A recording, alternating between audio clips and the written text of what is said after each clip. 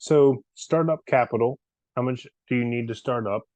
And is it worth taking a loan out? So again, you heard me say this before, you're a proof of concept business. In the first 1 to 2 years, you're just trying to see if the market need and want is there that you can actually grow your business. Many of us, the overhead to start our businesses are so small that you shouldn't need a bank loan to start out, whether you're doing mobile or even brick and mortar. You should be able to get away with doing your own business, I mean, your own capital and using your own money to get things started.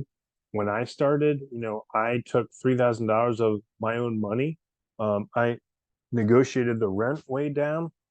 I even got my first 2 months free rent because they knew that I was a startup and they, said we were in your shoes too. And they gave me 2 free months of rent. Now, it also helped out that one of my patients was the owner of the actual building too. So he probably told him to hook me up a little bit. But, um, you know, I used my own money. I didn't have a lot of expenses starting up, and I was able just to invest $3,000 of my own money without going into any debt and started a business. And and I went from there.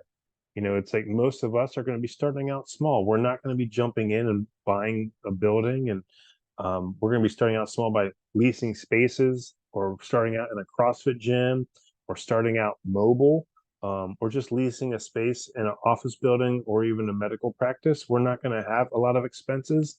And I believe it's better to keep your expenses low first, start hustling, start grinding, seeing patients, start getting some revenue coming in 6 months and 12 months and going into your second year where now you have profits and you can pay yourself back. Yes, that money that you invest, you can pay yourself back with that. Look at it as an investment. It's not spending money and just an expense. You're investing in the business and you can get that money back.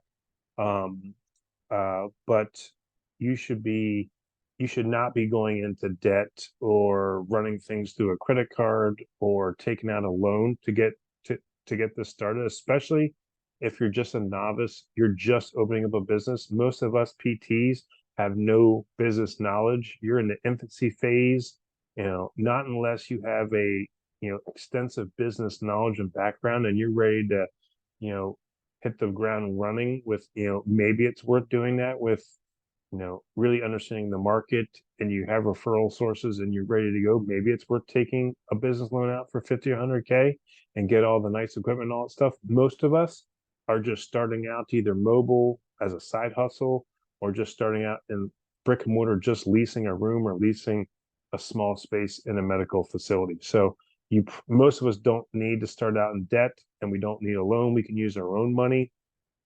And then as you start getting profits and your sales are going up, and you can reinvest the profits back into the business to keep it growing, or you can start paying yourself back a little bit too. But I highly recommend you just use your own money to start, and then you run your business, start generating some profits, and your sales go up, and then you can start reinvesting profits back into the business to help it grow and to start going that way. So highly recommend just to use your own money at first.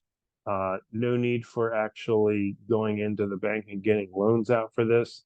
Your first 6 and 12 months, you should just be hustling, seeing patients and getting their sales up. And then maybe when you're getting ready to go into the adolescent phase, or even to the adult phase, then you can work with your bank to get some startup capital to really grow your business to the next level and move into a bigger building or get some more equipment and like stuff like that. But first, you're in the proof of concept phase. You're just starting out. Don't even worry about a loan. Just use your own capital to start out your business. A couple grand should be easily fine, and try to stay out of debt and keep those expenses low.